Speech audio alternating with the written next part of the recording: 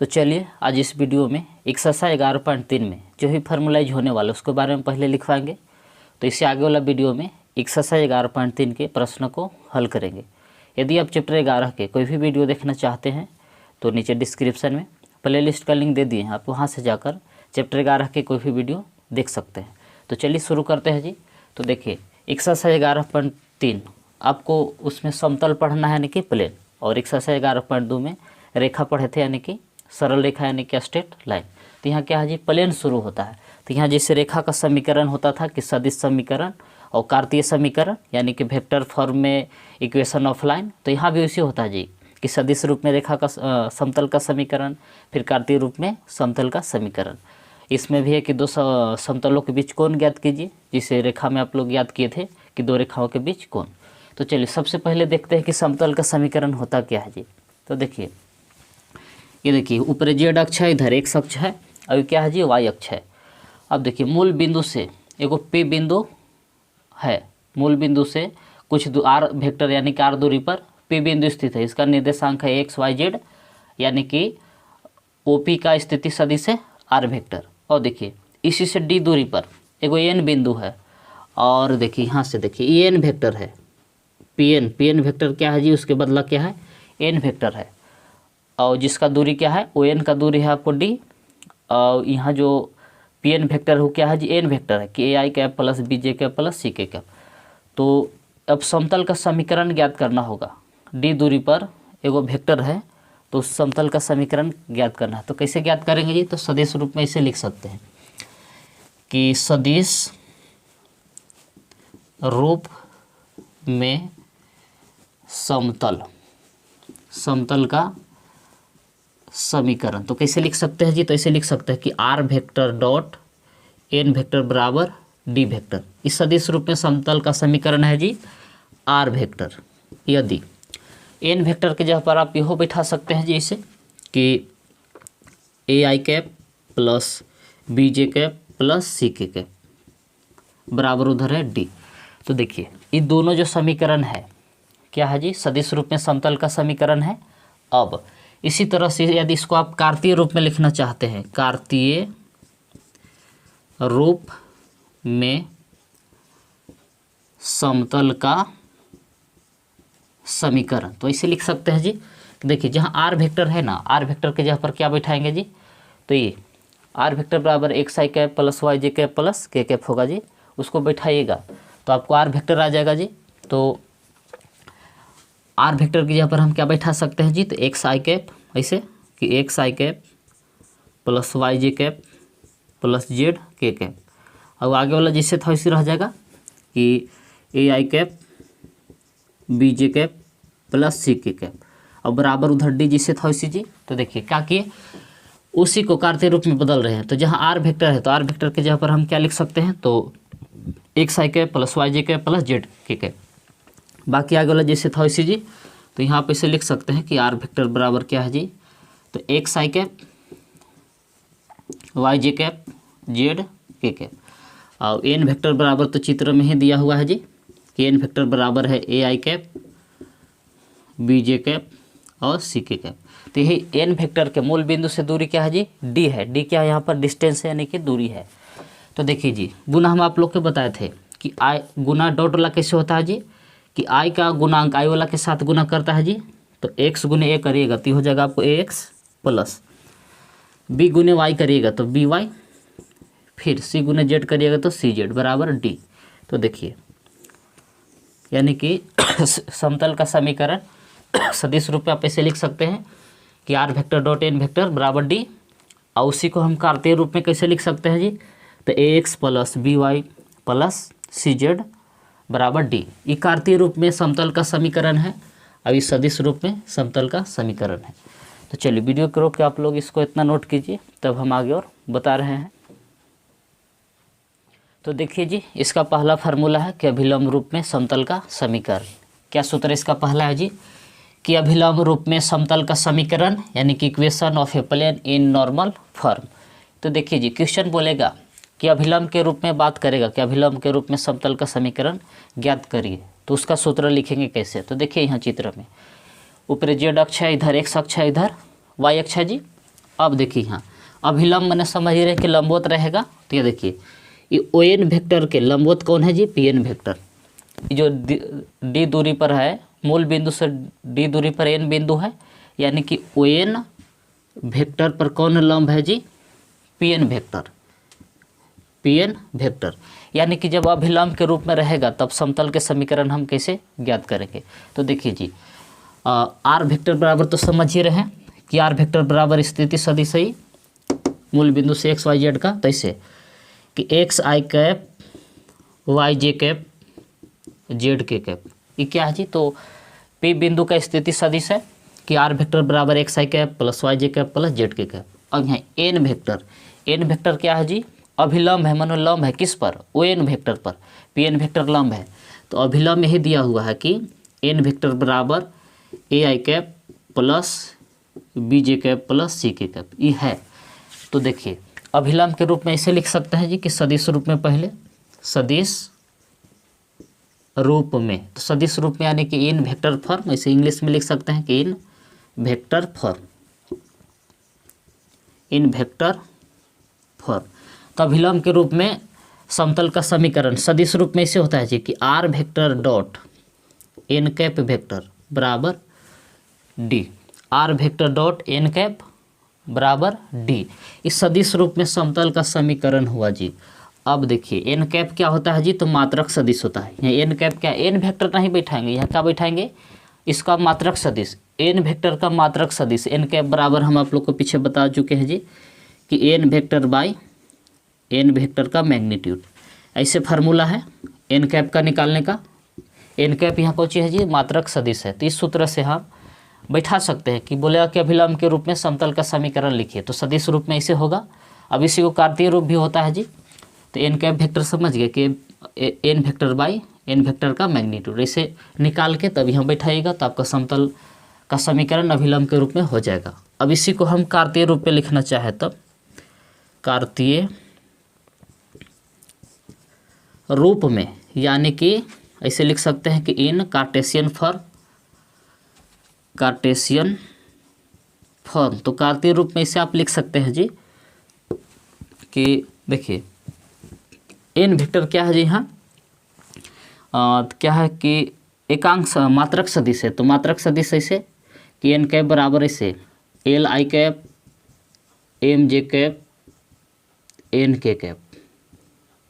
पीछे हम आप लोग को मात्रक सदिश का फार्मूला बताए थे कि मात्रक सदिश को ऐसे भी लिख सकते हैं कि वो लोग के दिक् कोसाइन के रूप में कि एन आई कैप फिर plus M J cap plus N K cap.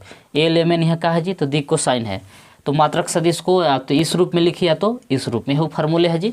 तो जहाँ देखिए इसी में क्या कर रहे हैं, तो आर वेक्टर के जहाँ पर ये वाला बिठा देंगे कौन, तो एक्स आई कैप वाई जे कैप और जेड के कैप किसके जगह पर बिठा दिए जी, तो आर वेक्टर के जगह पर बिठा दिए डॉट, फिर एन कैप, तो एन कैप वेक्टर के जगह पर हम क्या बैठाएंगे, ये वाला बिठा देंगे कि एल आई कैप फिर एम जे कैप फिर एन के कैप और बराबर उन्हें डी जैसे था उसी। देखिए इसी में जहाँ आर वेक्टर था, आर वेक्टर के जगह पर एक्स आई कैप प्लस वाई जे कैप प्लस जेड के कैप बैठा दिए जी, फिर डॉट एन कैप वेक्टर, तो एन कैप वेक्टर का मान देखिए यहाँ ये वाला बिठा दिए कि L I cap plus M J cap plus N K cap. तो देखिए एन कैप का दो फार्मूला होता है, ये वाला एगो होता है, ये भी होता है जी, तो ये वाला हम बैठा दिए। तो चलिए अब देखिए गुना करे कि क्या डॉट वाला नियम है जी कि आई कैप वाला आई कैप के साथ गुना करेगा, तो आई कैप से आई कैप खत्म, तो बच कौच गया जी, तो एल एक्स, तो बच गया आपको एल एक्स। जे कैप वाला जे कैप के साथ गुना करेगा, तो जे कैप से जे कैप खत्म, खाली बचेगा आपको एम वाई प्लस जेड गुना एन करेगा, तो यानी कि एन जेड हो गया बराबर डी। तो यही देखिए जी क्वेश्चन में आपको बोलेगा कि अभिलंब रूप में समतल का समीकरण ज्ञात कीजिए।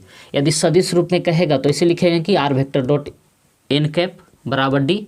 यदि बोले कि कार्तीय रूप में अभिलंब रूप में समतल का समीकरण लिखिए, तो कैसे लिखेंगे जी, तो इस रूप में लिखेंगे L X plus M Y plus N Z बराबर डी। तो ये हो गया सदिश रूप में समतल का समीकरण अभिलंब के रूप में, आई हो गया कार्टेशियन फॉर्म में यानी कि कार्तीय रूप में। तो चलिए वीडियो को रोक के आप लोग इसको इतना नोट कीजिए, तब हम आगे और सूत्र बता रहे हैं जी। तो देखिए दूसरा फार्मूला क्या है। तो दूसरा सूत्र ऐसे है जी कि एक दिए गए सदिश के अनुलंब तथा दिए गए बिंदु से होकर जाने वाला समतल का समीकरण। तो अब की बार कैसा समतल है जी कि ऐसा समतल है कि दिए गए सदिश का अनुलंब, मतलब कि एक सदिश के लंबवत जा रहा है और एक बिंदु से होकर जा रहा है, तो उस रेखा का समीकरण उस समतल का समीकरण ज्ञात करना है। तो देखिए जी ये चित्र हम देख रहे हैं, या जैसे जो दिख रहा है क्या है जी, समतल है। ये जो समतल है एन वेक्टर एक सदिश है, उस सदिश के क्या है, लंब है, दिए गए सदिश के अनुलंब। तो एन वेक्टर की जो समतल है क्या है जी, लंब है, और दिए गए बिंदु से होकर जाने वाला, मतलब कि ए बिंदु से होकर ही जा रहा है। तो यहाँ ए बिंदु का निर्देशांक कैसे है कि x1 y1 z1, x1 y1 z1 से होकर जा रहा है, और एन वेक्टर के क्या है जी, अनुलंब है, मतलब कि लंब है। तो समतल का समीकरण ज्ञात करना है। अब देखिए यहाँ आर यानी कि पी बिंदु क्या है जी, तो पी बिंदु है मूल बिंदु से इसका स्थिति सदिश आर वेक्टर है एक्स वाई जेड। तो पी बिंदु का निर्देशांक क्या है जी, तो एक्स वाई जेड है, और वो जो समतल है कि कौन बिंदु से होकर जा रहा है, तो x1 y1 z1 से होकर जा रहा है। तो अब पूछेगा कि उस समतल का समीकरण ज्ञात कीजिए जो एगो सदिश के लंब है और ए बिंदु से होकर जा रहा है, तो समतल का समीकरण बताना है। तो देखिए जी यहाँ ए वेक्टर, तो आर वेक्टर बराबर, आर वेक्टर क्या है, तो पी बिंदु का स्थिति सदिश है, और ए वेक्टर क्या है जी, तो ए बिंदु का स्थिति सदिश है मूल बिंदु से, यहाँ मूल बिंदु है जी। तो चलिए पहले आर वेक्टर बराबर ऐसे लिख सकते हैं कि आर वेक्टर बराबर ऐसे होगा कि एक्स आई कैप वाई जे कैप जेड के कैप। तो आर वेक्टर क्या है जी, तो पी बिंदु का स्थिति सदिश है मूल बिंदु से, और तो ए वेक्टर बराबर क्या लिख सकते हैं जी, तो इसे लिख सकते हैं कि x1 आई कैप y1 जे कैप z1 के कैप। ये वेक्टर बराबर हो गया। अब एन वेक्टर क्या है जी, तो इस समतल के अनुलंब है, मानो कि लंब है। तो एन वेक्टर बराबर इसे मान लीजिए कि एन वेक्टर बराबर इसे है कि a i cap plus b j cap, बड़ा बी मान लेते हैं, b j cap plus c k cap, ये एन वेक्टर है। तो अब सदिश रूप में कैसे लिखेंगे और कार्तीय रूप में कैसे लिखेंगे वो बताते हैं। तो ऐसे लिखेंगे पहले सदिश रूप में, सदिश रूप में यानी कि ऐसे लिख सकते हैं इंग्लिश में कि इन वेक्टर फॉर्म। तो देखिए पहले सदिश रूप में, तो सदिश रूप में ऐसे होता है जी कि are vector minus A vector dot N vector बराबर 0। तो देखिए एक बिंदु से एक दिए गए सदिश के अनुलंब तथा एक दिए गए बिंदु से होकर जाने वाला समतल का समीकरण सदिश रूप में हम कैसे लिख सकते हैं जी, तो ऐसे लिख सकते हैं कि are vector minus A vector dot N vector बराबर 0। ये हो गया समतल का समीकरण सदिश रूप में। अब इसी को कार्तीय रूप में इसे लिख सकते हैं, कार्तीय रूप, इंग्लिश में आप कार्तीय रूप में यानी कि इंग्लिश में से भी लिख सकते हैं जी कि इन कार्टेशियन फॉर्म। तो कार्तीय रूप में देखिए तो कैसे लिख सकते हैं, तो कार्तीय रूप में देखिए जी करना कुछ नहीं होगा आपको, आर वेक्टर के जगह पर एक्स आई कैप प्लस वाई जे कैप प्लस जेड के कैप बैठाएंगे, और ए वेक्टर के जगह पर क्या बैठाएंगे जी, x1 आई कैप y1 जे कैप z1 के कैप, और फिर एन वेक्टर के जगह पर ये वाला बिठाएंगे। तो चलिए बिठा लेते हैं इसी में। तो देखिए आर वेक्टर के जगह पर क्या लिख सकते हैं जी, तो आर वेक्टर की जगह पर लिख रहे हैं इसे कि एक्स आई कैप वाई जे कैप जेड के कैप। ये आर वेक्टर के जगह पर बैठा दिए माइनस, ए वेक्टर में माइनस से गुना करना है। तो चलिए गुना कर देते हैं। तो माइनस x1 आई कैप माइनस y1 जे कैप माइनस z1 के कैप डॉट, देखिए ये आर वेक्टर का मान बैठा दिए, अब ये माइनस ए वेक्टर का, हम ए वेक्टर में सब में माइनस से गुना कर दिए एन वेक्टर, तो एन वेक्टर के जगह पर ये वाला बैठा दीजिए। तो a i cap plus b j cap plus c k cap बराबर होने 0 है, ये है। तो देखिए ये R vector minus A vector dot E N vector का मान बैठा दिए जी। तो देखिए अब देखिए आई कैप वाला आई कैप के साथ जुटे घटेगा, तो इसको एक स्टेप बढ़ा के आप ऐसे लिख सकते हैं, कैसे कि एक्स माइनस x1 आई कैप कॉमन कर लेंगे जी, प्लस y माइनस y1, जे कैप वाला जे कैप के साथ जुटे घटेगा और जे कैप कॉमन कर लेंगे। इसी तरह से z माइनस z1 के कैप कॉमन। अब इधर जैसे था वैसे आगे वाला कि a I cap plus b J cap plus c के कैप बराबर में 0 है, ये है। तो अब देखिए जिसको हम कैसे और लिख सकते हैं।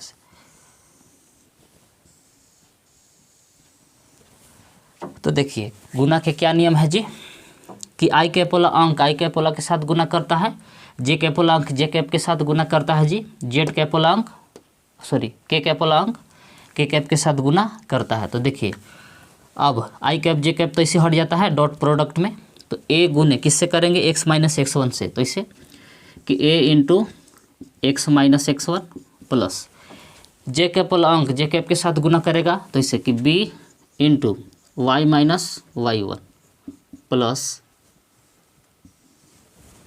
अब देखिए के कैप वाला अंक के कैप के साथ गुना करेगा तो c into Z minus z1 और RHS में क्या है 0।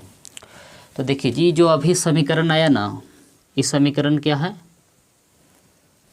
तो कार्तीय रूप में समतल का समीकरण और सदिश रूप में समतल का समीकरण ऐसे रहेगा।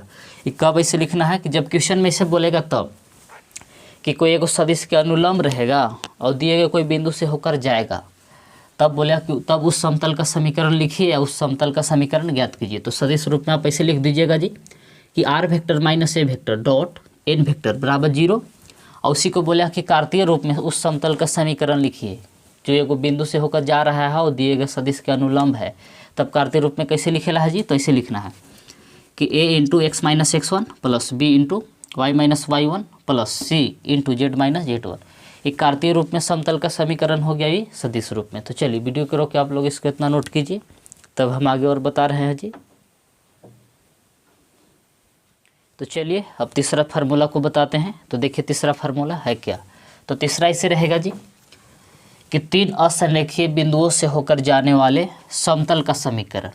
इंग्लिश में इसको ऐसे कह सकते हैं कि equation of a plane passing through 3 non collinear points. तो देखिए अब कि ऐसा समतल का समीकरण ज्ञात करना है जो 3 बिंदु से होकर जाता है। तो यहाँ चित्र में देखिए पी बिंदु क्या है जी, पी बिंदु का स्थिति सदिश है आर वेक्टर, यानी कि मूल बिंदु से पी बिंदु है। पी बिंदु का स्थिति सदिश है R vector X Y Z है।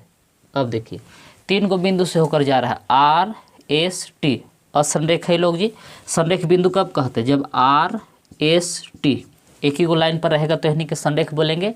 लेकिन देखिए आर यहाँ है, फिर एस यहाँ है और फिर टी यहाँ पर है, तो यानी कि 3 असंरेख मतलब 3 गो अलग अलग बिंदु देवल रहेगा और उससे होकर जाने वाला समतल। तो चित्र दिख रही समतल, ये फिगर दिख रही वर्ग आयत जैसा है, मैंने एक चतुर्भुज है, यही क्या है जी समतल है, ये समतल है। तो इस समतल का समीकरण ज्ञात करना है जो 3 बिंदु से होकर जा रहा है। तो यहाँ पी बिंदु का निर्देशांक क्या है जी एक्स वाई जेड है और इसका स्थिति सदिश है आर वेक्टर। इसी तरह से आर पॉइंट्स का पॉइंट क्या दिया हुआ है तो x1 y1 z1 है। आर बिंदु का निर्देशांक है x1 y1 z1 और इसका स्थिति सदिश है ए वेक्टर। इसी तरह से एस वेक्टर का निर्देशांक है x2 y2 z2 और इसका स्थिति सदिश है बी वेक्टर। इसी प्रकार से टी बिंदु का निर्देशांक मान लीजिए कि दिया हुआ है कि x3 y3 z3। तो देखिए यानी कि 3 असंरेख बिंदु से होकर जाने वाला। तो देखिए जी आर एस टी से होकर जाने वाले जो समतल दिख रहे हैं, इस समतल का समीकरण पूछ रहा है। तो देखिए जी पहले सदिश रूप में, तो पहले लोग के चलिए पोजीशन वेक्टर लिख लेते हैं, यानी कि स्थिति सदिश। तो देखिए पी बिंदु का स्थिति सदिश ही है जी कि आर वेक्टर बराबर एक्स आई कैप प्लस वाई जे कैप जेड के कैप। इसी तरह से आर बिंदु का स्थिति सदिश क्या है जी तो ए वेक्टर है, तो ए वेक्टर बराबर ऐसे लिख सकते हैं कि x1 आई कैप y1 जे कैप z1 के कैप। इसी तरह से एस बिंदु का स्थिति सदिश लिख सकते हैं जी बी वेक्टर बराबर। तो चलिए नीचे लिख लेते हैं कि बी वेक्टर बराबर क्या लिख सकते हैं जी तो x2 आई कैप y2 जे कैप z2 के कैप। तो बी वेक्टर क्या है जी तो एस बिंदु का स्थिति सदिश है। इसी प्रकार से टी बिंदु का स्थिति सदिश क्या है जी तो सी वेक्टर है, तो सी वेक्टर बराबर इसे लिख सकते हैं कि x3i y3j प्लस z3k। इस सब की स्थिति सदिश है। तो पहले बोलेगा कि सदिश रूप में इस समतल का समीकरण ज्ञात कीजिए जो 3 बिंदु से होकर जाता है। तो इसे सदिश रूप में लिख सकते हैं जी कि सदिश रूप में, यानी कि इसे इंग्लिश में कह सकते हैं कि इन वेक्टर फॉर्म। तो देखिए सदिश रूप में कैसे लिख सकते हैं। तो सदिश रूप में ऐसे लिख सकते हैं जी कि are vector minus A vector into, फिर ऐसे लिख सकते हैं डॉट प्रोडक्ट जी कि B vector minus A vector का क्रॉस प्रोडक्ट निकालना होगा कि C vector minus A vector बराबर 0। तो देखिए 3 बिंदु से होकर जाने वाला, असंरेख बिंदु से होकर जाने वाला समतल का समीकरण कैसे लिखेंगे सदिश रूप में जी। तो ऐसे कि are vector minus A vector dot B vector minus A vector cross C vector minus A vector equal to 0। तो इस सदिश रूप में समतल का समीकरण हो गया सदिश रूप में 3 असंरेख बिंदु से होकर जाने वाला समतल का समीकरण। अब यही बोलेगा कि कार्तीय रूप में लिखे तब, तो कार्तीय रूप में इसे लिख सकते हैं जी कार्तीय रूप में, इंग्लिश में इसे लिख सकते हैं कि इन कार्टेशियन फॉर्म। तो देखिए जी कार्तीय रूप में इसे होता है कि आपको डिटर्मिनेंट्स में से लेना होगा सारणिक में कि x minus x1, x2 minus x1, x3 minus x1, y minus y1, y2 minus y1, y3 minus y1। इसी तरह से कि z minus z1, z2 minus z1, z3 minus z1 equal to 0। तो देखिए 3 असंरेख बिंदु से होकर जाने वाला समतल का समीकरण सदिश रूप में इसे लिख सकते हैं कि are vector minus A vector dot B vector minus A vector cross C vector minus A vector बराबर 0। अब उसी को बोलेगा कि कार्तीय रूप में, या कार्तीय रूप में बोलेगा कि समतल का समीकरण ज्ञात कीजिए 3 गो बिंदु से होकर जा रहा है।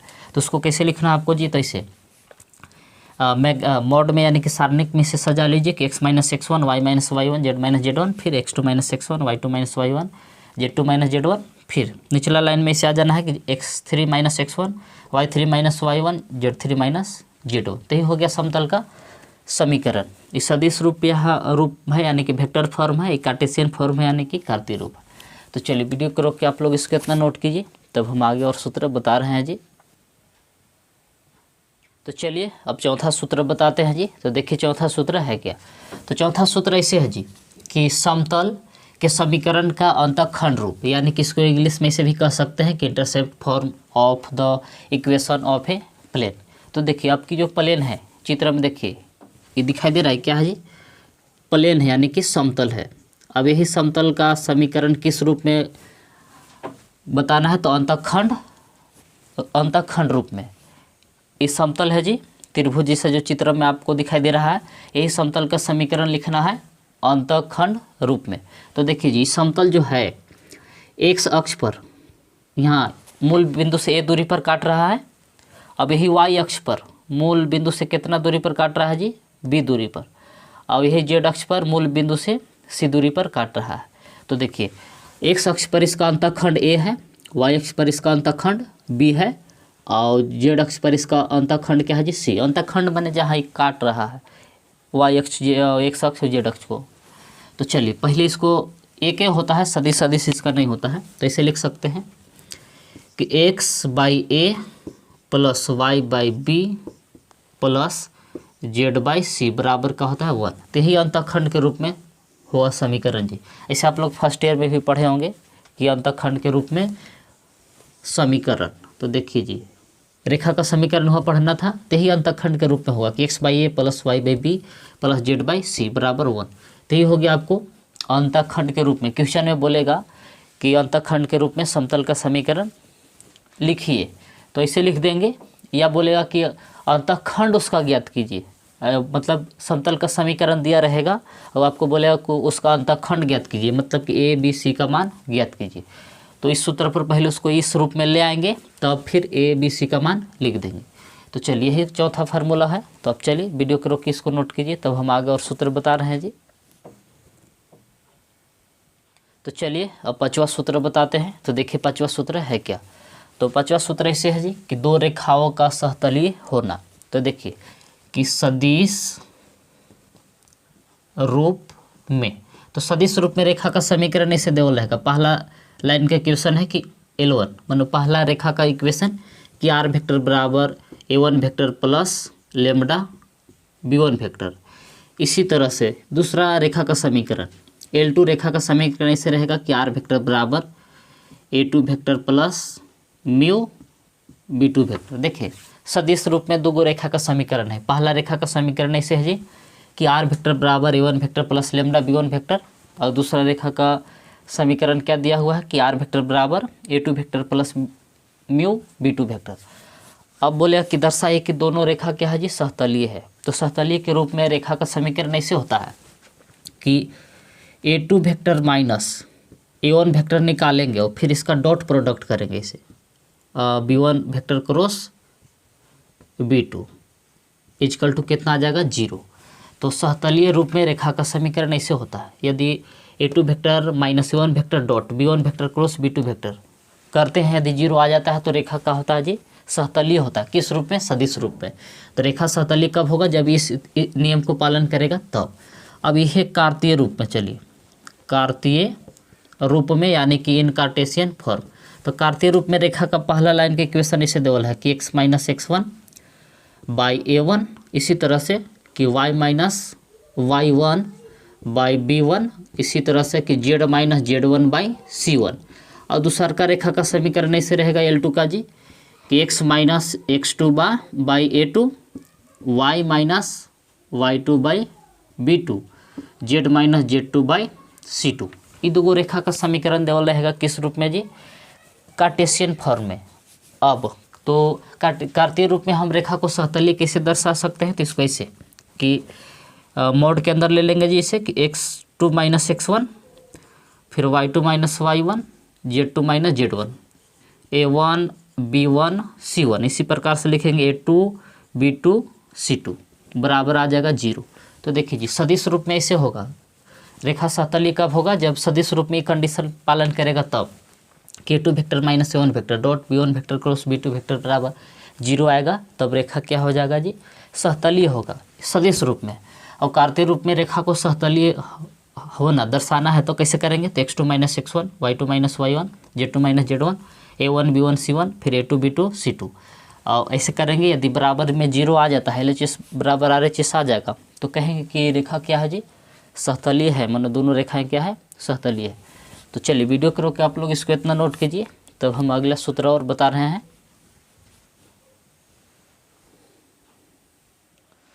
तो चलिए अब छठा सूत्र बताते हैं। तो देखिए छठा सूत्र क्या है जी? तो छठा फार्मूला इसे है आपको जी कि दो दिए समतलों के प्रतिच्छेदन से होकर जाने वाला समतल का समीकरण, मतलब पूछ रहा है होकर जाने वाला समतल, मतलब कि समतल का समीकरण। इंग्लिश में इसको इसे कह सकते हैं कि plane passing through the intersection of two given planes. इसका मतलब ये हुआ कि ऐसा समतल का समीकरण ज्ञात करना है जो दो समतल के प्रतिच्छेदन से होकर जाता है। मतलब दोनों समतल जहाँ प्रतिच्छेद करता है वहीं के प्रतिच्छेदन पॉइंट से, मतलब जहाँ एक दूसरे को ये लोग प्रतिच्छेद करता है वहीं से होकर जाने वाला एक समतल का, एक नया समतल का समीकरण ज्ञात करना है। तो चलिए समझाते हैं इस बात को जी। देखिए ये बुक है जी, तो इसको देखिए ये पहला प्लेन है, माने पेज तो पहला प्लेन है ना जी, समतल है ना, यह दूसरा का ये पहला समतल है, ये दूसरा समतल है, दोनों एक दूसरे को यहाँ काट रहा है, माने ये प्रतिच्छेद कर रहा है एक दूसरे को। तो आपके ऐसा समतल का समीकरण ज्ञात करना है जो यानी दोनों के प्रतिच्छेदन से होकर जाता है, मतलब जहाँ ये दोनों एक दूसरे को काट रहा है ना, पेज 1 और पेज 2 यहाँ जहाँ है ज्वाइंट, तो ये लोग से होकर जाने वाला एक समतल, नया समतल का समीकरण ज्ञात करना है। तो ये प्लेन 1 है, ये प्लेन 2, यानी दोनों यहाँ पर काट रहा है जी, और यानी दोनों के प्रतिच्छेदन से होकर निकलने वाला एक नया समतल का समीकरण ज्ञात करना है। तो यही प्रतिच्छेदन है, दोनों पेज का प्रतिच्छेदन ही है जी, पॉइंट्स जहाँ दोनों एक दूसरे में सटा हुआ है। तो आपकी कैसा समतल का समीकरण ज्ञात करना है जी? तो ऐसा समतल का समीकरण ज्ञात कीजिए जो दो समतलों के प्रतिच्छेदन से होकर गुजरता है। तो देखिए मानिए कि सदिश रूप में पहले लिख लेते हैं कि सदिश रूप में। तो सदिश रूप में देखिए P1 माने पहला प्लेन है, पहला समतल है, तो पहला समतल का इक्वेशन ऐसे है कि R vector dot N1 vector बराबर D1 इसी तरह से दूसरा समतल का समीकरण ऐसे है कि are vector dot n2 vector बराबर d2। तो देखिए इस समतल का समीकरण है जी सदिश रूप में। पहला समतल का समीकरण ऐसे है कि are vector into n1 vector बराबर d। अब दूसरा समतल का समीकरण ये है जी कि are vector dot n2 vector बराबर d2 है। ये d1 है, अभी d2 है दूरी। अब इसको बोला है कि प्रतिच्छेदन रूप में लिखे, तो सदिश रूप में ऐसे होता है कि are vector dot n1 vector plus lambda n2 vector ऐसे लिखेंगे बराबर d1 vector plus lambda d2 vector. तो देखिए जी क्वेश्चन ऐसे क्वेश्चन में ऐसे बोलेगा कि दिए गए समतलों के प्रतिच्छेदन से होकर जाने वाला समतल का समीकरण ज्ञात कीजिए। तो आपको इसे सदिश रूप में लिखना होगा कि are vector dot n1 vector plus lambda लगा के n2 वेक्टर बराबर d1 vector plus lambda d2 vector. तो यही हो गया आपको जो नया समतल है ना, जो यानी के प्रतिच्छेदन से होकर जा रहा है, तो ये हो गया समतल का समीकरण। ये आपको हुआ सदिश रूप में। कार्तीय रूप में देखिए समतल का समीकरण ऐसे देवल रहेगा जी। पहला P1 मानो कि पहला प्लेन का इक्वेशन ऐसे रहेगा कि a1x प्लस, या इसे छोटा a1 a2 मान लेते हैं इसे कि a1x plus b1y plus c1z बराबर d1। फिर दूसरा का प्लेन का इक्वेशन ऐसे देवल रहेगा P2 का कि a2x plus b2y plus c2z बराबर d2। देखिए एक कार्टेशियन यानी कि कार्तीय रूप में समतल का समीकरण ऐसे देवल रहेगा जी। पहला का कि a1x plus b1y plus c1z बराबर d1, ये पहला समतल का समीकरण रहेगा कार्टेशियन फॉर्म में। और दूसरा प्लेन के इक्वेशन ऐसे कि a2x plus b2y plus c2z बराबर d2, ये दोनों समतल का समीकरण दिया हो कार्टेशियन फॉर्म में। अब प्रतिच्छेदन से होकर जाने वाला समतल का समीकरण लिखना है, तो इसे लिखेंगे जी कि पहला ऐसे कि a1x plus b1y plus c1z, d1 को इधर लाएंगे माइनस d1। कैसे लिखना है जी, तो पहला समीकरण प्लस लेमडा ला के दूसरा लिख देना है कि लेमडा ऐसे कि a2x plus b2y plus c2z minus d2 बराबर होने का बचेगा 0। तो देखिए कार्टेशियन फॉर्म में कैसे लिखेला है, तो पहला समीकरण प्लस लेमडा लगा के फिर यहाँ d1 होगा जी। पहला समीकरण प्लस लेमडा लगा के फिर दूसरा समीकरण लिख देना है। तो यही हो गया जी कि दो समतलों के प्रतिच्छेदन से होकर जाने वाला समतल का समीकरण सदिश रूप में इसे लिख सकते हैं जी। और इसी को कार्टेशियन फॉर्म यानी कि कार्तीय रूप में कैसे लिख सकते हैं, तो ऐसे लिख सकते हैं। तो कार्तीय रूप में लिखना बिल्कुल आसान है जी। कैसे लिखना है कि पहला समतल का समीकरण प्लस लेमडा लगा के फिर दूसरा समतल का समीकरण लिख देना है बराबर में 0। तो ये हो गया आपको दो समतलों के प्रतिच्छेदन से होकर जाने वाला समतल का समीकरण। तो चलिए वीडियो को रोक के आप लोग इसको इतना नोट कीजिए। तो हम आगे वाला सूत्र बता रहे हैं जी। तो चलिए अब सातवां सूत्र बताते हैं। तो देखिए सातवां सूत्र है क्या जी, तो सातवां फार्मूला ऐसे है कि दो समतलों के बीच कोण, इसको इंग्लिश में इसे भी कह सकते हैं जी कि एंगल बिटवीन टू प्लेन्स, यानी कि आपकी क्या करना है जी, तो दो समतल के बीच कोण ज्ञात करना है। तो जैसे आप लोग चैप्टर 10 में पढ़े हैं कि दो सदिशों के बीच कोण, बस वही फार्मूला है जी। तो देखिए कैसे रहेगा, तो पहले समतल का समीकरण ऐसे रहेगा। पहले लिख लेते हैं कि सदिश रूप में समतल का समीकरण ऐसे रहेगा कि मानिए कि P1 यानी कि पहला समतल का समीकरण ऐसे है कि r vector dot n1 vector बराबर d1।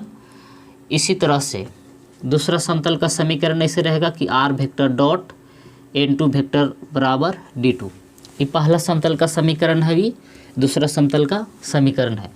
तो इसके बीच कोण निकालना है दोनों समतल के बीच। तो जैसे चैप्टर 10 में आप लोग पढ़े हैं ना, सेम वैसे है यहाँ जी कि कॉस थीटा बराबर ऐसे कि mod n1 vector dot n2 vector by n1 vector का मैग्नीट्यूड डॉट फिर n2 वेक्टर का मैग्नीट्यूड।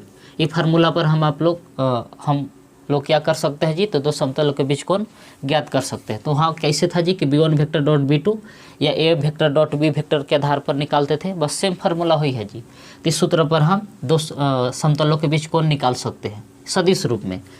नोट में यही है जी कि यदि पहला नोट से है कि यदि n1 वेक्टर डॉट n2, यदि n1 vector dot n2 vector बराबर 0 हो तो p1 p2 पर क्या होता है जी, लंब होता है, लंब होता है। देखिए यदि n1 vector dot n2 vector बराबर 0 आएगा तो कहेंगे कि पहला समतल मतलब कि दोनों समतल परस्पर क्या है जी, लंबवत है, एक दूसरे पर लंब है, दोनों प्लेन समतल। p1 परपेंडिकुलर p2 हो जाएगा, लंब का चिन्ह है कि p1 p2 पर क्या होगा, लंब होता है।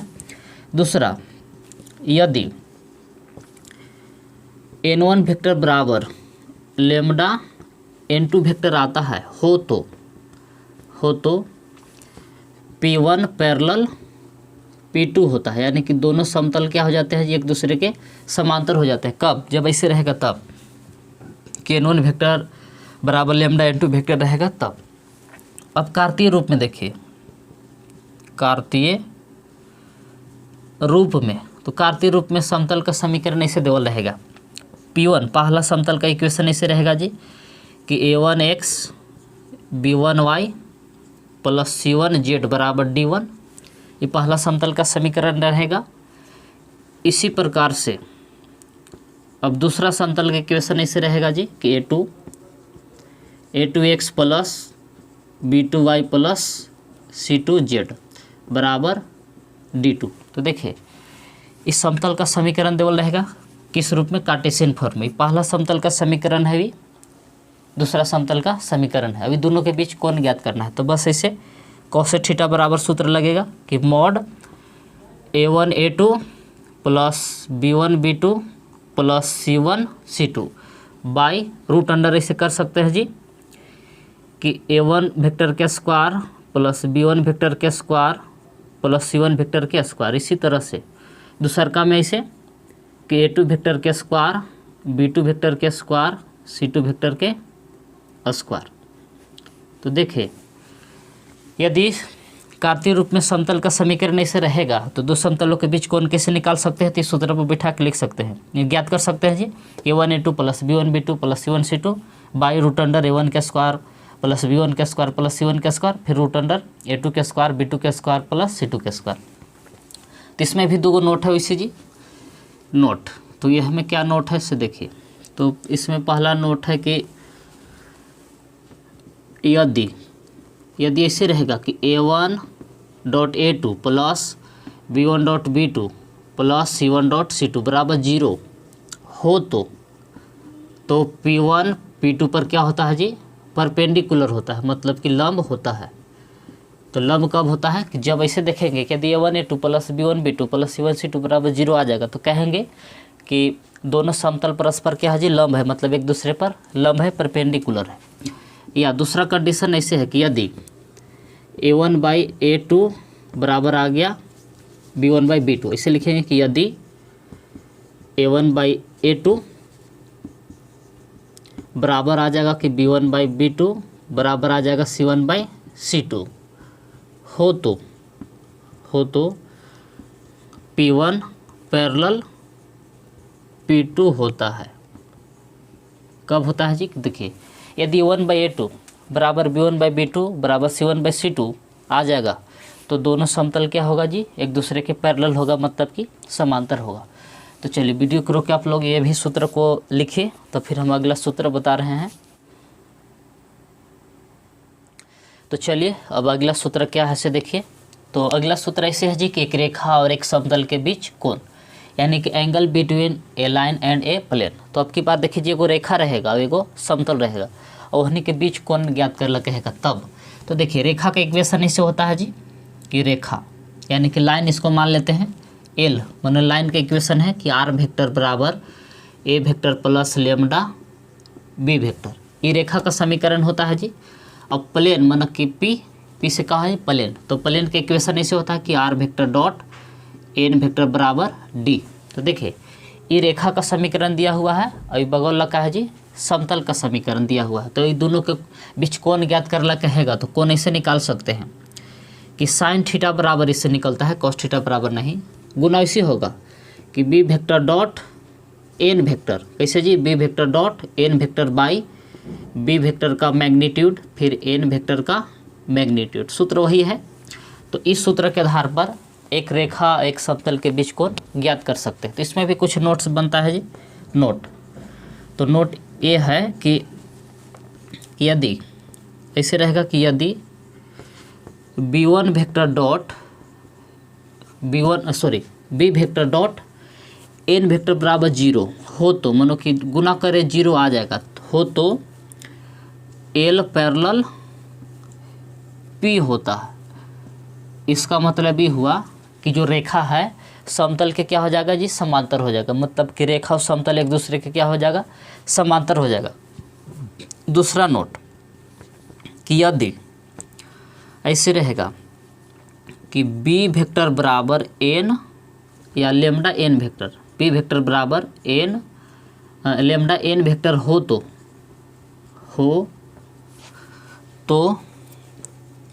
एल पी पर क्या होता है जी, परपेंडिकुलर होता है। इसका मतलब ये हुआ कि यदि बी वेक्टर बराबर एन लेमडा एन वेक्टर हो तो मन ऐसे रहेगा तो जो लाइन है प्लेन पर क्या हो जाएगा जी, समतल पर लंब होगा, मतलब कि रेखा और समतल परस्पर क्या हो होगा जी, लंबवत होगा। तो चलिए वीडियो के रोक के आप लोग इसको भी नोट कीजिए। तो एक और सूत्र है उसको हम बता रहे हैं।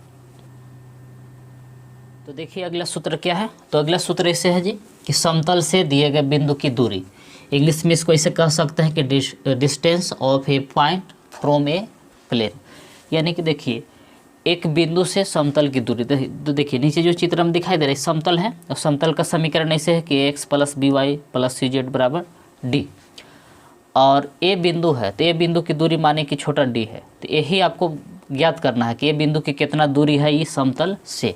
तो देखिए सदिश रूप में इसे ज्ञात कर सकते हैं जी। तो इसको ऐसे भी लिख सकते हैं कि ए वेक्टर बराबर, ए वेक्टर मतलब कि ए बिंदु का स्थिति सदिश कि x1 आई कैप y1 जे कैप z1 के कैप, ए बिंदु का स्थिति सदिश है जी। अब इसी तरह से एन वेक्टर बराबर इसे लिख सकते हैं इसका कि a i cap plus b j cap plus c k cap, ये क्या लिख दिए जी। तो इस समतल का समीकरण सदिश रूप में लिखे, ये कार्टेशियन फॉर्म में है। तो चलिए अब इसको देखिए सदिश रूप में दूरी कैसे निकालेंगे, सदिश रूप में। तो सदिश रूप में दूरी इसे निकाल सकते हैं जी कि छोटा डी बराबर a vector dot N vector minus d by N vector का मैग्नीट्यूड, यानी कि फार्मूला से सदिश रूप में इस समतल से बिंदु ए की दूरी ज्ञात कर सकते हैं। अब इसी को कार्तीय रूप में यानी कि कार्टेशियन फॉर्म में जी। तो कार्टेशियन फॉर्म में आप ऐसे निकाल सकते हैं कि डी बराबर ऐसे कि ax1 plus by1 plus c z1 minus d by root under a square plus b square plus c square. तो देख रहे हैं कार्तीय रूप में इस समतल से बिंदु की दूरी कैसे हम निकाल सकते हैं, डी बराबर जी।